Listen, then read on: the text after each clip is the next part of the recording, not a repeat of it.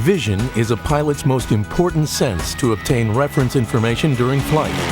The eyes send pictures to the brain about the aircraft's position, velocity, and attitude relative to the ground.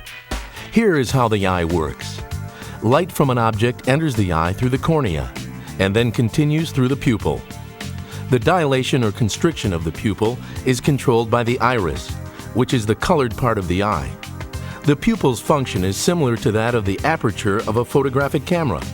It controls the amount of light that enters the eye. The lens is located behind the pupil, and its function is to focus light on the surface of the retina. The retina is the inner layer of the eyeball that contains photosensitive cells called rods and cones. The retina's function is to record an image similar to that of the film in a camera. The macula in the center of the retina have cones that are more densely distributed. In the center of the macula, there is a tiny depressed spot called the fovea centralis, which contains only cones and is the area with the sharpest vision. The rods are mainly located in the periphery of the retina, an area that is about 10,000 times more sensitive to light than the fovea. Rods are used for low light conditions or night vision. They are involved with our peripheral vision to detect position references, including objects, both fixed and moving, in shades of gray. They cannot be used to detect detail or to perceive color. Light stimulates cones and rods, which in turn initiate nervous impulses that are carried to the brain via the optic nerve. The point where the optic nerve connects to the eye is known as the optic disc. There is an absence of cones and rods in the optic disc. Therefore, the eye is completely blind in this spot, day or night. Under normal binocular vision conditions, that is, when both eyes are used, this is not a problem, because an object cannot be in the blind spot of both eyes at the same time. On the other hand, when the field of vision of one eye is obstructed by an object, like a windshield post, then a visual target could fall on the blind spot of the other eye and remain undetected, like another aircraft. The night blind spot appears under conditions of low ambient illumination due to the absence of rods on the fovea and involves an area 5 to 10 degrees wide in the center of the visual field. Therefore, if an object is viewed directly at night, it may go undetected, or it may fade away after initial detection. While the normal field of vision for each eye is about 135 degrees vertically and about 160 degrees horizontally, only the fovea has the ability to perceive and send clear, sharply focused visual images to the brain. This foveal field of vision, also known as central vision, represents a small conical area of only about 1 degree. To fully appreciate how small a 1 degree field is, and to demonstrate the foveal field, take a quarter from your pocket and tape it to a flat piece of glass, such as a window. Now, back off 4.5 feet from the mounted quarter and close one eye. The area of your field of view covered by the quarter is a 1 degree field. In terms of an oncoming aircraft, if you are capable of seeing an aircraft within your foveal field from 5,000 feet away, using only peripheral vision, you wouldn't detect it until you were only 500 feet away. Another example is, using foveal vision, we can clearly identify an aircraft flying at a distance of 7 miles. However, using peripheral vision, outside the fovea field, we would require a closer distance of 7/10 of a mile to recognize the same aircraft. That is why when you were learning to fly, your instructor always told you to put your head on a swivel to keep your eyes scanning the wide expanse of space in front of your aircraft. The types of vision are photopic, mesopic, and scotopic. Photopic vision occurs during daytime or under conditions of high-intensity artificial illumination. Mesopic vision occurs at dawn, dusk, or under full moonlight levels and is characterized by decreasing visual acuity and color vision. Scotopic vision occurs during nighttime, partial moonlight, or low-intensity artificial illumination. Also, under these conditions, if you look directly at an object for more than a few seconds, the image of the object fades away completely due to the night blind spot. Off-center scanning with peripheral vision provides the only means of seeing very dim objects in the dark. Several factors affect vision. The greater the object size, ambient illumination, contrast, viewing time, and atmospheric clarity, the better the visibility is of such an object. During the day, objects can be identified easier at a great distance with good detailed resolution. At night, the identification range of dim objects is limited and the detailed resolution is poor. Excessive ambient illumination, especially from light reflected off the canopy, surfaces inside the aircraft, clouds, water, snow, and desert terrain, can produce glare that may cause uncomfortable squinting, eye tearing, and even temporary blindness. Other impediments to clear vision include the presence of eye disorders, such as nearsightedness, which is impaired focusing on distant objects, farsightedness, which is impaired focusing on near objects, astigmatism, which is impaired focusing of objects in different meridians, and presbyopia, which is age-related impaired focusing on near objects. Self-imposed stresses such as self-medication, alcohol, tobacco use, low blood sugar, and sleep deprivation or fatigue can seriously impair your vision. Flights to altitudes above 10,000 feet during the day and above 5,000 feet at night without the use of supplemental oxygen can result in hypoxia, which impairs visual performance. Other factors that may have an adverse effect on visual performance include scratched, dirty windshield, improper illumination of the cockpit or instruments, scratched, dirty instrumentation, use of cockpit red lighting, inadequate cockpit environmental control, such as temperature and humidity, inappropriate eyewear, sustained visual workload during flight. The natural ability to focus your eyes is critical to flight safety. It is important to know that your eyes may require several seconds to refocus when switching views between near, intermediate, and distant objects. For example, like switching views between reading charts, monitoring instruments, and looking for traffic or external visual references. Fatigue can lead to impaired visual focusing, which causes the eyes to overshoot or undershoot the target. It can also affect a pilot's ability to quickly change focus between near, intermediate, and distant vision.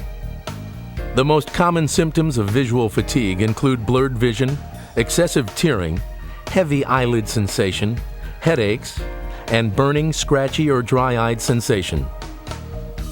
Distant focus without a specific object to look at tends to diminish rather quickly. If you fly over water or under hazy conditions with the horizon obscured, or between cloud layers at night, your distance focus relaxes after about 60 to 80 seconds. If there's nothing specific on which to focus, your eyes revert to a relaxed intermediate focal distance of 10 to 30 feet. This means that you are looking without actually seeing anything, which is dangerous. The answer to this phenomenon is to condition your eyes for distant vision. Focus on the most distant object that you can see, even if it's just a wingtip. Do this before you begin scanning the sky in front of you. As you scan, make sure you repeat this refocusing exercise often. Dark adaptation is the process by which the eyes adapt for optimal night visual acuity under conditions of low ambient illumination. The eyes require about 30 to 40 minutes to fully adapt to minimal lighting conditions. The lower the starting level of illumination, the more rapidly complete dark adaptation is achieved. To minimize the time necessary to achieve complete dark adaptation and to maintain it, you should avoid inhaling carbon monoxide from tobacco smoking or exhaust fumes. Adjust instrument and cockpit lighting to the lowest level possible. Avoid prolonged exposure to bright lights. Use supplemental oxygen when flying at night above 5,000 feet MSL. If dark adapted eyes are exposed to a bright light source, like searchlights, landing lights, flares, or laser lights, for a period in excess of 1 second, night vision is temporarily impaired. A study of 50 mid-air collisions revealed that only 8% were head-on. However, 42% were collisions between aircraft heading in the same direction. So compared with opposite direction traffic, your chances of having a mid-air collision are over 5 times greater with an aircraft you are overtaking or one that is overtaking you. Scanning the sky for other aircraft is a very important factor in avoiding mid-air collisions. It should cover all areas of the sky visible from the cockpit and monitoring cockpit instrumentation as well. You can accomplish this by performing a series of short, regularly spaced eye movements that bring successive areas of the sky into the central or foveal visual field. Each movement should not exceed 10 degrees, and each area should be observed for at least 1 second to enable detection. To see and identify objects under conditions of low ambient illumination, avoid looking directly at an object for more than 2 to 3 seconds because it will disappear. Instead, use the off-center viewing that consists of searching movements of the eyes 10 degrees above, below, or to either side to locate an object. By switching your eyes from one off-center point to another every 2 to 3 seconds, you will continue to detect the object. Pilots should practice this off-center scanning technique to improve safety during night flights. Because vision is so important, monocular vision and contact lenses are two areas of concern with regard to medical certification. A pilot with one eye, monocular vision, or with effective visual acuity equivalent to monocular vision, may be considered for any class of medical certification. This is done through the special issuance procedure of Part 67, Code of Federal Air Regulations. Effective visual acuity means the best corrected distant visual acuity in the poorer eye is not better than 2200. The use of contact lenses has been permitted to satisfy the distant visual acuity requirements for a civil airman medical certificate since 1976. However, monovision contact lenses, a technique of fitting patients who require reading glasses with one contact lens for distant vision and the other lens for near vision, are not acceptable for piloting an aircraft. If you notice any change in your visual capabilities, bring it to the attention of your Aviation Medical Examiner, or AME. If you use corrective glasses or contacts, carry an extra pair with you when you fly. Learn about your own visual strengths and weaknesses. Changes in vision may occur imperceptibly or very rapidly. Periodically self-check your range of visual acuity by trying to see details at near, intermediate, and distant points.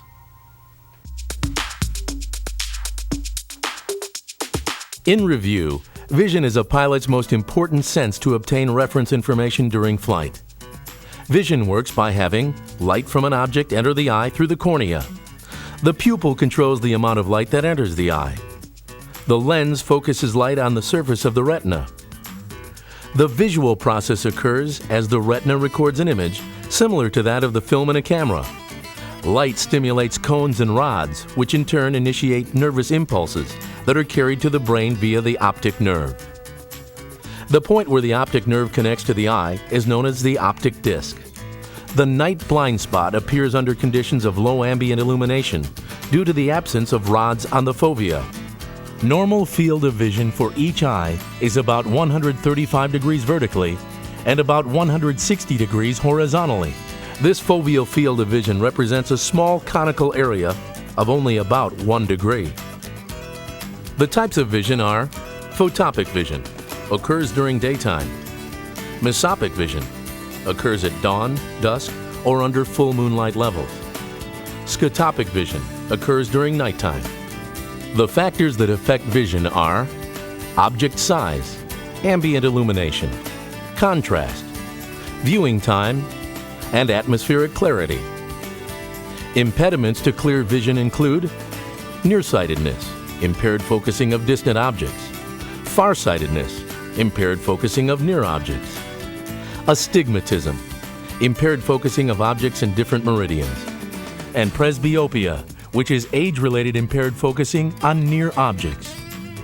Outside stressors that can affect vision are self-imposed stresses such as self-medication, alcohol, tobacco use, low blood sugar, and sleep deprivation or fatigue. Flights to altitudes above 10,000 feet during the day and above 5,000 feet at night without the use of supplemental oxygen. Dark adaptation. It is the process by which the eyes adapt for optimal night visual acuity under conditions of low ambient illumination. To achieve complete dark adaptation, you should avoid inhaling carbon monoxide, adjust cockpit and instrument lighting, avoid prolonged exposure to bright lights, use supplemental oxygen when flying above 5,000 feet at night, monocular vision and monovision contact lenses. Because vision is so important, These are two areas of concern with regard to medical certification.